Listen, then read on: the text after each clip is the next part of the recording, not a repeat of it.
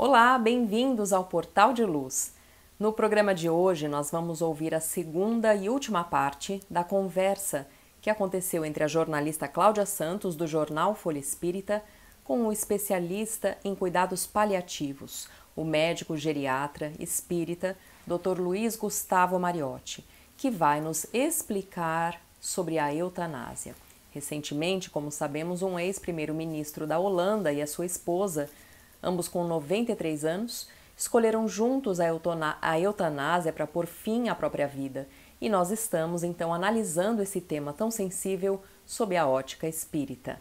Mas antes, nós gostaríamos de convidar todos vocês para ouvirmos juntos a mensagem psicografada por Chico Xavier. Êxito. Muitos companheiros perdem recurso, oportunidade, tempo e força na preocupação desmedida em torno do êxito. Sonhando realizações mirabolantes, acabam frustrados na mania de grandeza. Dizem-se interessados na lavoura do bem, mas, para cultivá-la, esperam a execução de negócios imaginários, a aquisição de poder, a posse de ouro fácil ou a chegada de prêmios fortuitos. E, complicando a própria estrada, observam-se de chofre em presença da morte, quando menos contavam com semelhante visita. Entretanto, o conquistador do maior êxito de todos os tempos não se ausentou do mundo como quem triunfara. Não recebeu heranças amoedadas, não governou princípios políticos, não escreveu livros, não se enfileirou entre os maiorais de sua época. Aprisionado como vulgar malfeitor, foi sentenciado à morte e passou como sendo vítima de pavoroso fracasso. Contudo, as sementes de amor puro que colocou na alma do povo transformaram o mundo. Repara, Jesus, e perceberás que o nosso problema não é de ganhar para fazer, mas de fazer para ganhar. A colheita não precede a sementeira tanto quanto o teto não se antepõe à base. Sirvamos ao bem, simplificando o caminho, de vez que a vitória real é a vitória de todos, convictos de que não precisamos gastar as possibilidades da existência em expectativa e tensão, porquanto, se estivermos em Cristo, tudo quanto de que necessitamos será feito em nosso favor no momento oportuno. O geriatra Dr. Luiz Gustavo Mariotti, especializado em cuidados paliativos, que é membro da AME Botucatu e também da AME Brasil, foi entrevistado recentemente pelo jornal Folha Espírita, pela jornalista Cláudia Santos, sobre a eutanásia, por ocasião dos últimos acontecimentos na Holanda.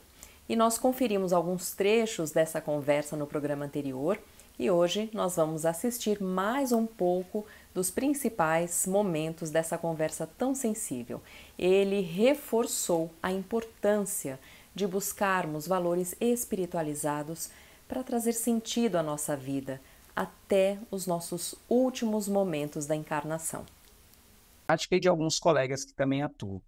Agora, falando sobre a questão do ponto de vista médico espírita, né, eu acho que assim a gente precisa lembrar que se a gente pegar não só dentro da doutrina espírita, mas dentro das religiões como um todo, nenhuma religião, nenhuma filosofia espiritual advoga que o abreviamento da vida humana seja um recurso, ou o melhor recurso para aliviar o sofrimento, né?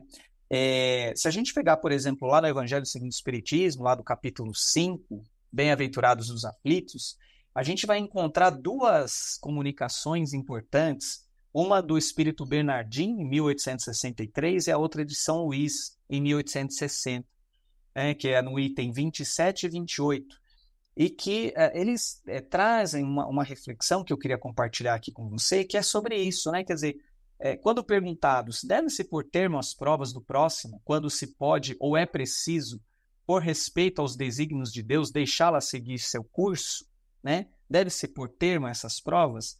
E, na verdade, eles nos orientam e dizem o seguinte: bom, mas a gente sabe qual é o tempo da prova de alguém, né? Será que esse curso não pode ser mudado, né? Será que nós, enquanto profissionais da saúde, quanto um familiar, quanto um cuidador, será que Deus não nos colocou ali naquela posição, naquela situação, para abrandar o sofrimento do outro e não ter que matá-lo para aliviar o sofrimento? Então, são coisas assim que a gente precisa meditar e refletir para que a gente possa oferecer os melhores cuidados às pessoas com grave sofrimento relacionado à saúde.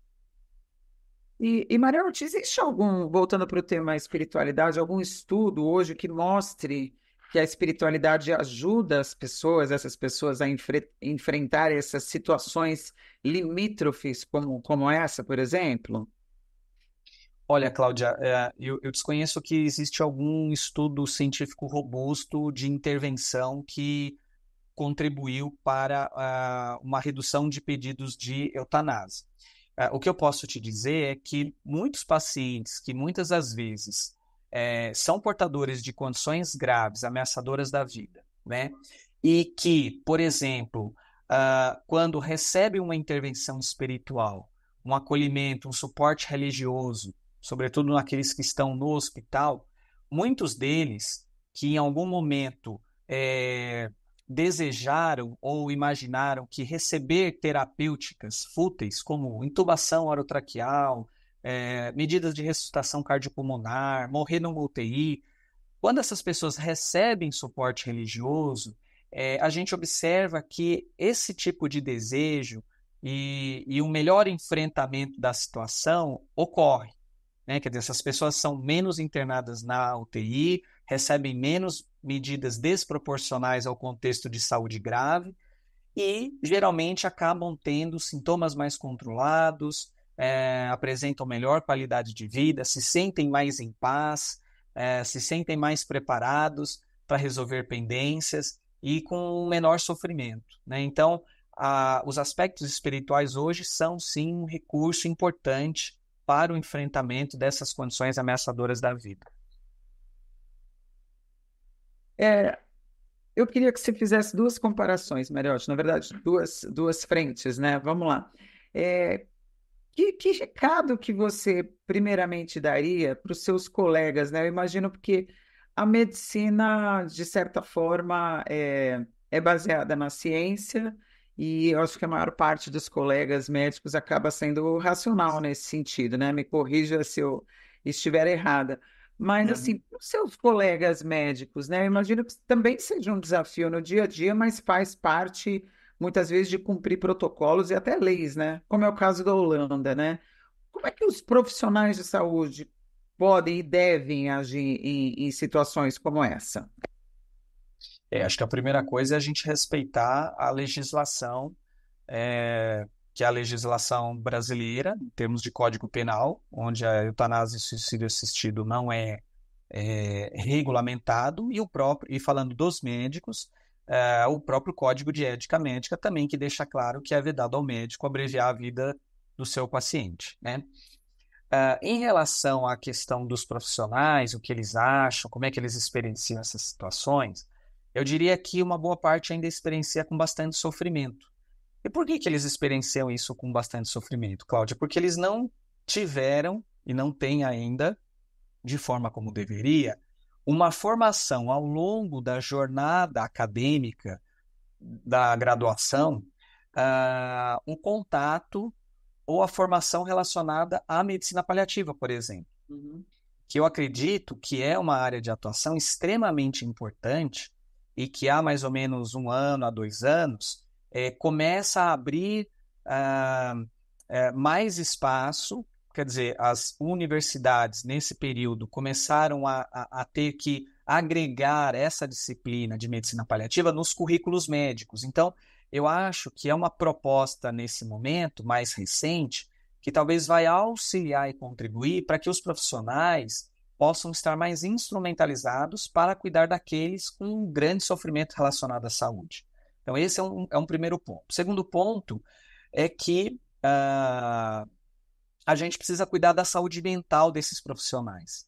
A gente percebe uma grande insatisfação, seja em relação à questão de remuneração, seja a questão em relação ao sentido da própria profissão, à carga horária excessiva, aos desafios do próprio sistema de saúde, seja ele público ou privado. Então, esse é um elemento importante. E terceiro, eu acho que ao longo da jornada profissional, nós temos que ter a humildade, né, e o entendimento de refletir de tempos em tempos de como nós estamos atuando na nossa profissão. Né? Se realmente a gente, às vezes, não está precisando de uma ajuda profissional, psicológica, inclusive, né, devido a essa sobrecarga de trabalho, muitas cargas horárias, grandes desafios, isso sem falar nas dinâmicas familiares, né, dos problemas que a gente tem dentro do lar, os pais envelhecendo, né, muitas das vezes, ainda mais as mulheres, né, que muitas vezes têm que fazer várias jornadas de trabalho, né, não só fora, mas cuidar do filho, cuidar de um pai ou de uma mãe mais velho, né? Às vezes os familiares têm 5 filhos, o pai e a mãe têm 5 filhos, mas só um filho acaba assumindo esse cuidado. Então, assim, são várias situações que eu acho que a gente precisa parar, meditar e refletir qual é o nosso papel, né? Se a gente buscou tanto uma profissão que, sobretudo, tem o papel de cuidar do outro,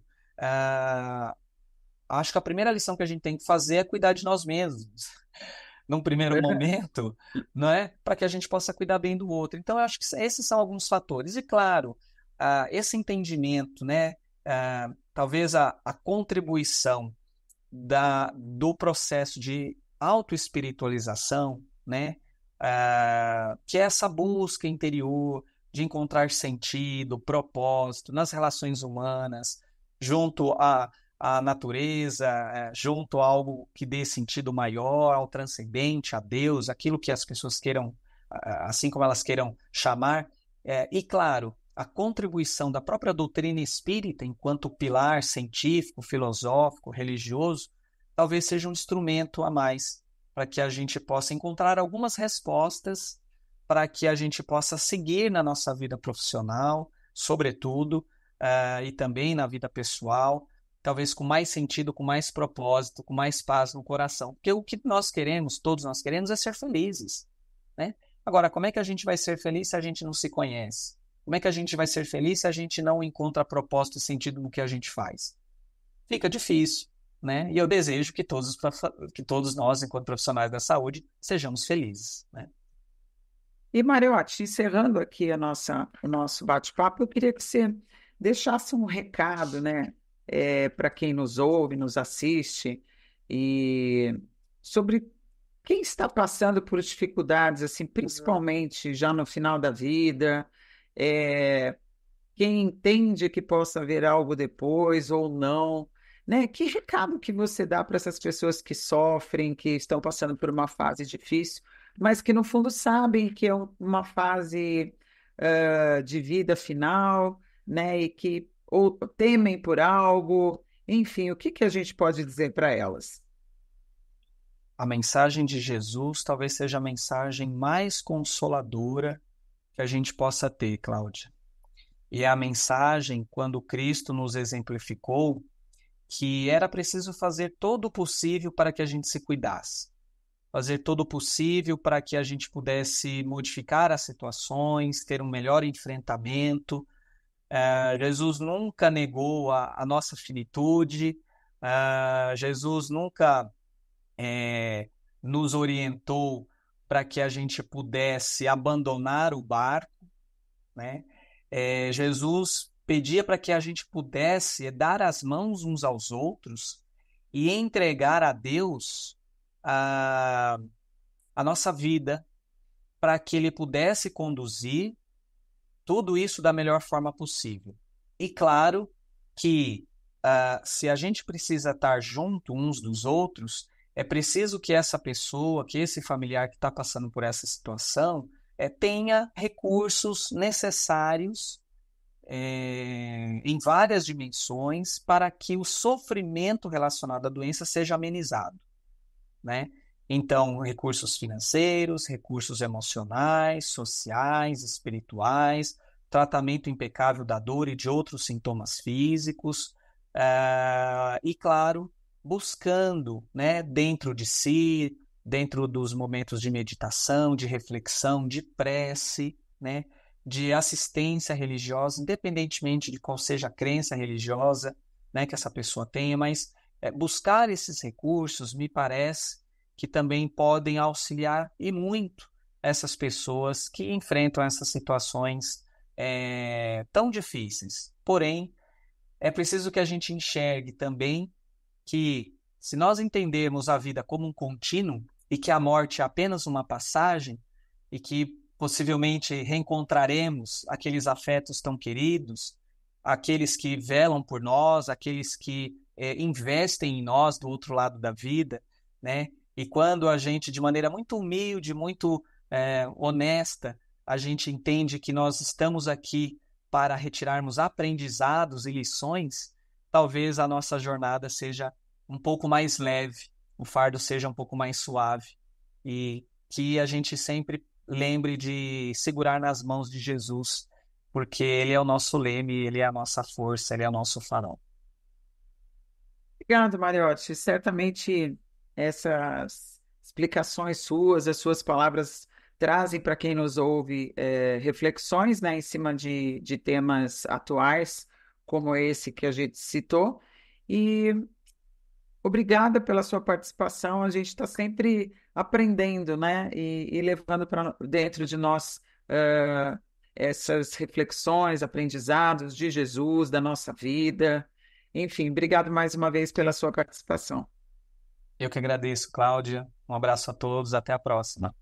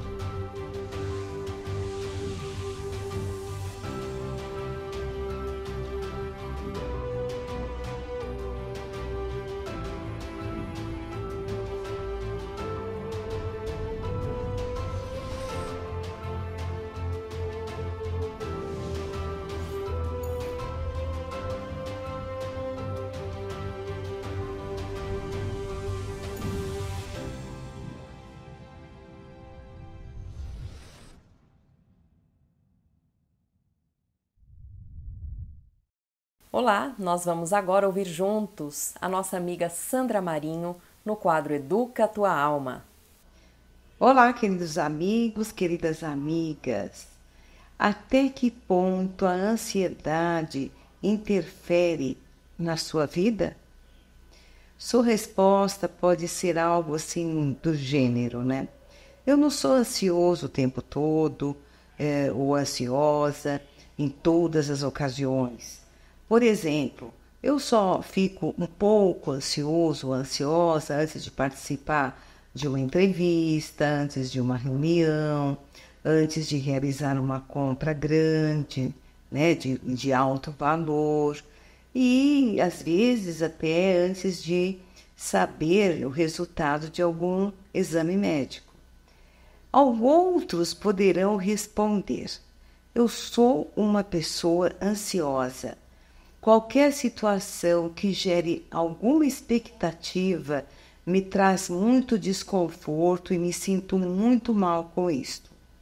Sem dúvida estamos falando da ansiedade, que é um dos grandes males da alma na atualidade, que causa muito sofrimento em todos os seres humanos. Sem dúvida, a ansiedade é um dos grandes males da alma nos dias atuais, causando muito sofrimento a muitos de nós. Já existem pressupostos científicos de que a ansiedade é um dos principais desencadeadores da depressão e de outras doenças psicossomáticas. Sei que para muitos é difícil aceitar, né? Mas eu vejo em mim mesma que a origem da ansiedade, na maioria das vezes, né, está na falta de fé. Fé, acima de tudo, é confiar. Confiar em Deus, confiar em nós mesmos, confiar no outro. Alimentamos constantemente um estado de dúvida e incerteza em relação a nós mesmos, em primeiro lugar, e, consequentemente, no que tange às nossas expectativas em relação às outras pessoas. Esse sentimento gera o medo. Medo que, por sua vez, nutre a ansiedade. A nossa fé é testada diariamente e o peso da nossa balança mental pende rapidamente para o lado da perda, do prejuízo. Sentimos-nos vítimas, incompreendidos e injustiçados quando os nossos anseios não se concretizam. Esses sentimentos, quando prolongados, fazem com que a pessoa fique ensimesmada, alimentando um monoideísmo nocivo. Nós já falamos de monoideísmo aqui no programa, que é o pensamento fixo, negativo e constante, que faz com que a pessoa perca a esperança gradativamente. E assim, a pessoa passa a se esconder dentro de si mesma, né? E apresentar uma atitude de descaso e desprezo pela própria vida. Eis a depressão instalada. Eu não sou especialista, estou fazendo uma análise no que a gente observa e do ponto de vista da condição da nossa alma. Voltando à questão da fé, muitos de nós são como São Tomé, precisa ver para crer. Quando Jesus nos ensinou que é preciso crer para ver. Se pudéssemos conhecer o resultado das nossas decisões de hoje, do nosso trabalho de hoje, antes de percorrermos todo o caminho de aprendizado necessário, simplesmente nós não evoluiríamos, não amadureceríamos espiritualmente, pois não precisaríamos nos preocupar e fugiríamos das responsabilidades que nos competem.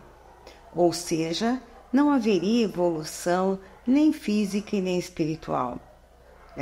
Correr-se-ia também o risco de ficarmos questionando por resultados e não outro, porque este resultado foi assim ou não o outro, e assim nós não sairíamos do lugar. Ao contrário, quando cremos, antes de tudo, lançamo-nos confiantes em qualquer empreitada e nos preparamos para ela, sem medo de errar, porque errar faz parte de todo o processo. Afinal, errar é humano, não se fala tanto nisso. E se não conseguimos obter o resultado esperado, a mesma fé nos incentivará a retomar o caminho com mais empenho e criatividade. É dessa forma que nós vencemos. Ao contrário do que muitos acreditam, a fé não é irracional. Tudo que é real, todas as conquistas do homem têm origem na fé. Ela é racional e nos traz resultados concretos. Constatamos o resultado da fé ativa em tudo o que nos cerca no mundo.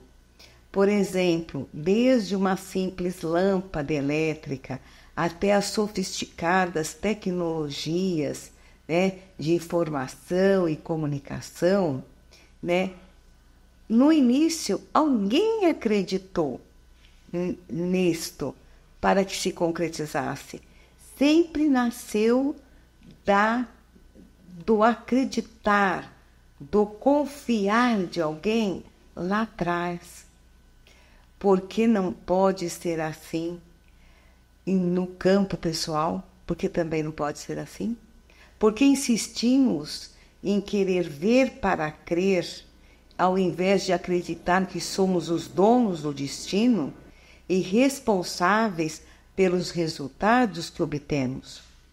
Porque quando não conseguimos o que queremos, nos frustramos de modo muitas vezes irreversível, trazendo-nos tanto sofrimento? Meus amigos e amigas, independentemente da sua resposta às perguntas que fizemos há pouco, saibam que é possível diminuir ou até eliminar a ansiedade em nós através do cultivo da fé, que consiste em substituir o hábito da dúvida pelo hábito da certeza, da confiança. Enfim, vamos confiar e nos permitir errar e recomeçar sempre que necessário. Como costumo dizer, quando a gente cai no chão, não passa do chão. E já perceberam que quando uma pessoa se estatela no chão por causa de um tombo, sempre surge alguém oferecendo ajuda para que ela se levante? Machucou? Quer ajuda?